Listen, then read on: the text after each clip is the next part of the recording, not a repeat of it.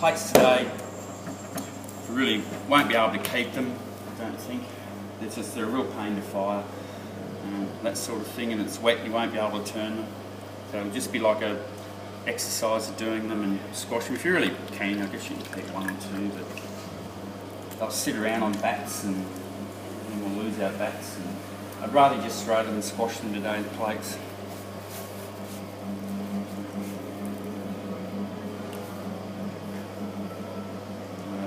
Centre ball of clay is flatter this time. You need a sponge that's a decent size for this.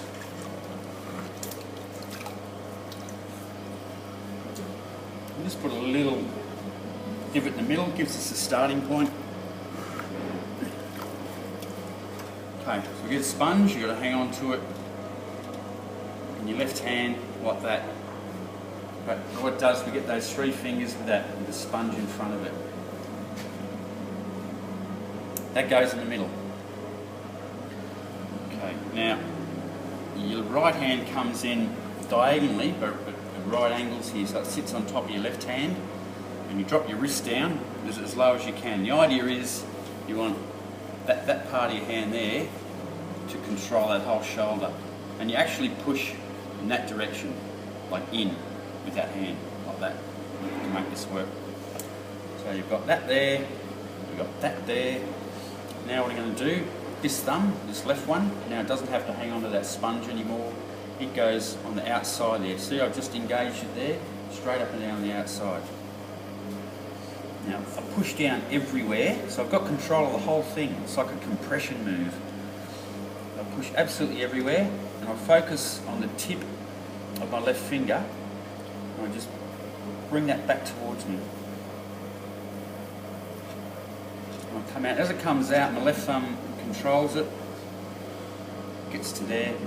I square the fingertips off behind the sponge and go from the centre and back to the outside till I've distributed all that clay across the middle properly.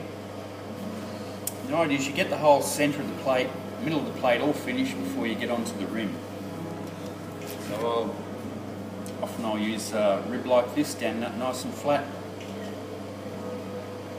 You don't want to be moving any more clay around once you've worked on your rim. The clay will move back out under the rim and destabilise it. So finish your middle first. Now we're back to day one where we were pinching there when the web of this finger. And this is kind of why I liked everybody using that middle part of the web of the finger, because you can sneak that in there. You can get in under there. The thumb goes underneath. Now these fingers on top, instead of being a duckbill, this is where we use a cocky beak, like that. So those fingertips need to come down against that thumb. So the danger is, if you go looking for clay with those fingertips, you'll dig a moat. So you'll have a depression around there that you're going to have to deal with. So those fingertips just stay there, the web of the finger there. Now the left thumb gets underneath, pushes up, and all of a sudden you'll feel a little bit of pressure on your cocky beak fingers. And all they do is hold that and move upwards. See, it's all I'm making is a really little bowl out here now with a big wide base. That's kind of all it is. So you're pushing the clay up with your thumb? Yeah, you're lifting it with your thumb. Yep. But also it's important what you're not doing. You're not looking for clay with your top cocky beak. You wait there, like a thing, they're the posts, that's your active. You've got to go up, find that clay, and then it just comes up there. From now on, they're little kind of finishing techniques. So we've been working over here. This is a really good one for the plates. You can rest yourself there. These fingers are connected up with that thumb. Hold it down flat. And push that curved corner of the rib out there.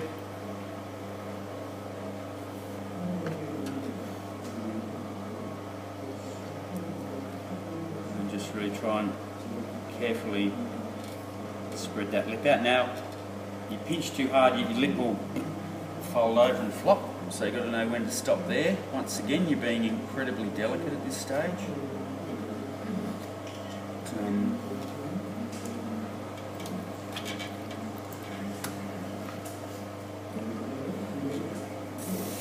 mean, this is just one style of plate. You don't have to have that particular design. You can just have the... It's full. I'll throw another one with a different design, but that's kind of one of your standard dinner plate designs like that. I don't have a hell of a lot of clay in the base. I don't really like turning foot rings into plates. I like them flat and just skimmed off. We'll get under there, get all the slurry off, lift that edge, so you've got somewhere for your wire to start from.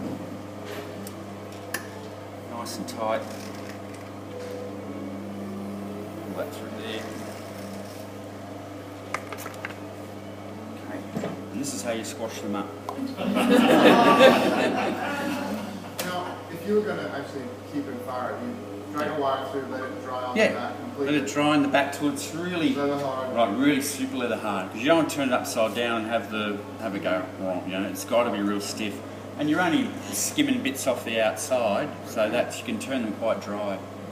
Yeah, and then even if you just use your rib and just do a bit of a scrape across the middle, so you know that